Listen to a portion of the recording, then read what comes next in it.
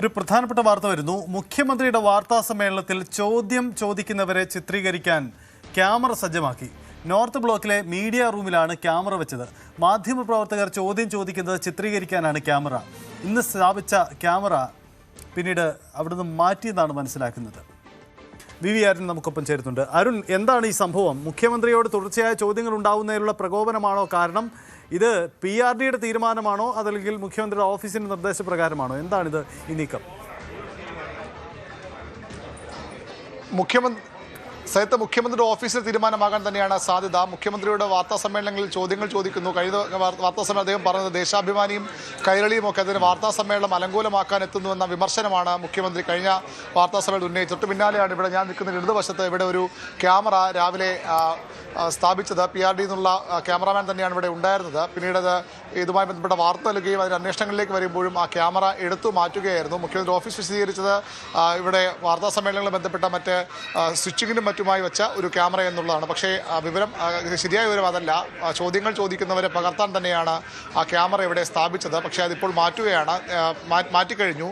ഏതായാലും AKG സെൻറ്ററിൽ സമാനമായ ഒരു ഓട്ടോമാറ്റിക് ക്യാമറ തന്നെയുണ്ട്. AK സെൻറ്ററിൽ അവിടെ വാർത്താ സമ്മേളന നേതാക്കളുടെ മുഖ്യമന്ത്രി പ്രതിപക്ഷ നേതാവായാലും പാർട്ടി സെക്രട്ടറി ആയാലും ഇവിടെ ആര് വാർത്താ സമ്മേളനത്തിൽ ചോദ്യങ്ങൾ ആരാണ് ചോദിക്കുന്നത് എന്ന കൃത്യമായ ദൃശ്യങ്ങൾ ചിത്രീകരിക്കാൻ ഒരു ക്യാമറ സ്ഥിരമായി തന്നെ AKG സെൻറ്റർ ഓട്ടോമാറ്റിക് ക്യാമറ സ്ഥാപിച്ചിട്ടുണ്ട്. സമാന മാതൃകയിലേക്ക് ഒരു പക്ഷേ മുഖ്യമന്ത്രിയുടെ മീഡിയ റൂം മാറാനിടയുണ്ട്. അതിന് മുന്നോടിയായാണ് ഇന്നൊരു ക്യാമറ ഇവിടെ സ്ഥാപിച്ചത്. പക്ഷേ വാർത്ത വന്നതിന് തൊട്ട് പിന്നാലെ അത് ഇവിടെ നിന്ന് മാറ്റുകയും ആ ക്യാമറാമാൻ ഇവിടെ നിന്ന് ക്യാമറയുമായി പുറത്തേക്ക് പോവുകയുമായിരുന്നു. ഏതായാലും മുഖ്യമന്ത്രിയുടെ ചോദ്യങ്ങൾ ചോദിക്കുന്നത് ആരൊക്കെയെന്ന് കൃത്യമായി സാമൂഹ്യ മാധ്യമങ്ങളിലൂടെ അറിയിക്കാനായിരിക്കണം ഒരുപക്ഷെ അത്തരമൊരു നീക്കം നടത്തിയത്. മുഖ്യമന്ത്രിയുടെ പരാതി കഴിഞ്ഞ തിങ്കളാഴ്ച വാർത്താ സമ്മേളനം ഇവിടെ നടത്തുമ്പോൾ അദ്ദേഹം പരാതിയായി തന്നെ പറഞ്ഞത് എൻ്റെ വാർത്താ സമ്മേളനം അലങ്കോലമാക്കാൻ ദേശാഭിമാനിയും കൈരളിയും ശ്രമിക്കുന്നു എന്നുള്ളതാണ്. അത് പ്രതിപക്ഷ മാധ്യമങ്ങളാണ്, CPMൻ്റെ മാധ്യമങ്ങളാണ്. പക്ഷേ അത്തരം ചോദ്യങ്ങൾ ആർക്കാണ്, അപ്രിയ ചോദ്യങ്ങൾ ആർക്കെതിരെയാണ് വരുന്നത്? അത് ചിത്രീകരിക്കാനാകാം ഒരുപക്ഷെ ഒരു ക്യാമറ വയ്ക്കാൻ മുഖ്യമന്ത്രിയുടെ ഓഫീസ് തീരുമാനിച്ചത്. പക്ഷേ ആ വാർത്ത വന്നതിന് പിന്നാലെ അത് മാറ്റുകയായിരുന്നു. എന്നാൽ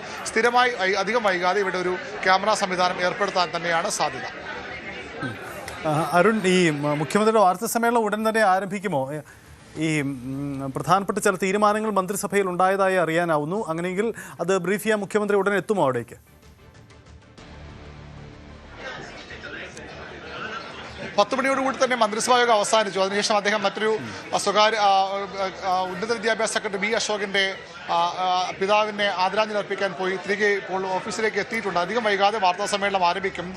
സംസ്ഥാനത്തെ മഴക്കെടുതി തന്നെയാണ് പ്രധാന ചർച്ച അജണ്ടയായി മന്ത്രിസഭാ യോഗത്തിന്റെ മുന്നിൽ വന്നത്. മുഖ്യമന്ത്രി നേരിട്ട് ഇന്നലെ ദുരിതബാധിത പ്രദേശങ്ങൾ സന്ദർശിച്ചിരുന്നു. അവിടെ ജനങ്ങളുടെ ദുഃഖം, അവരുടെ യഥാർത്ഥ പ്രശ്നങ്ങൾ അദ്ദേഹം നേരിട്ട് കണ്ട് മനസ്സിലാക്കിയിരുന്നു. അതിൻ്റെ അടിസ്ഥാനത്തിൽ കൂടിയാണ് ഇന്ന് മന്ത്രിസഭാ യോഗം ചേർന്നത്. അവിടെ നേരത്തെ തന്നെ വീടുകൾ നഷ്ടപ്പെടുന്നവർക്കും സ്ഥലം നഷ്ടപ്പെടുന്നവർക്കുമൊക്കെ സാമ്പത്തിക സഹായം വർദ്ധിപ്പിച്ച് സർക്കാർ തീരുമാനമെടുത്തിരുന്നു. അതിൻ്റെ റെക്ടിഫിക്കേഷൻ മന്ത്രിസഭാ യോഗത്തിൽ ഉണ്ടായി കാണണം. അതിന് പുറമെ നിരവധി വ്യാപാരികൾക്ക് ഈ പ്രളയത്തിൽ പ്രളയസമാനമായ പേമാരിയിൽ നഷ്ടമുണ്ടായിട്ടുണ്ട്. കോടിക്കണക്കിന് രൂപ നഷ്ടമുണ്ടായിട്ടുണ്ട്. ഈരാറ്റുപേട്ടയിലും പാലയിലും ആറന്മുളയിലടക്കം ഈ ഓണവിപണി ലക്ഷ്യമിട്ട് സാധനങ്ങൾ സ്റ്റോക്ക് ചെയ്ത വ്യാപാരികൾക്ക് വലിയ നാശനഷ്ടങ്ങൾ ഉണ്ടായിട്ടുണ്ട്. അതുകൊണ്ട് തന്നെ അവരുടെ നഷ്ടം കൂടി സർക്കാർ നികത്താനുള്ള സാധ്യതയാണ് തെളിയുന്നത്. കടകളിൽ വെള്ളം കയറിയവർക്കും നഷ്ടപരിഹാരം നൽകാനുള്ള തീരുമാനം മന്ത്രിസഭാത്തിൽ ഉണ്ടായെന്ന് നമുക്ക് ലഭിക്കുന്ന വിവരം.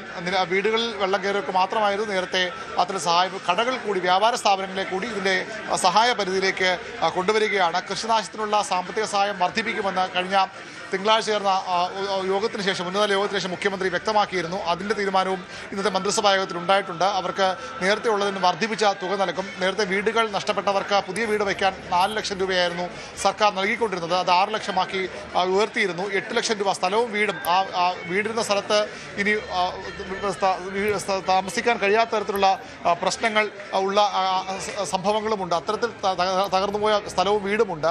അവിടങ്ങളിൽ 8 ലക്ഷമായിരുന്നു നേരത്തെയുള്ള സാമ്പത്തിക സഹായം. അത് 10 ലക്ഷമായും സർക്കാർ ഉയർത്തിയിട്ടുണ്ട്.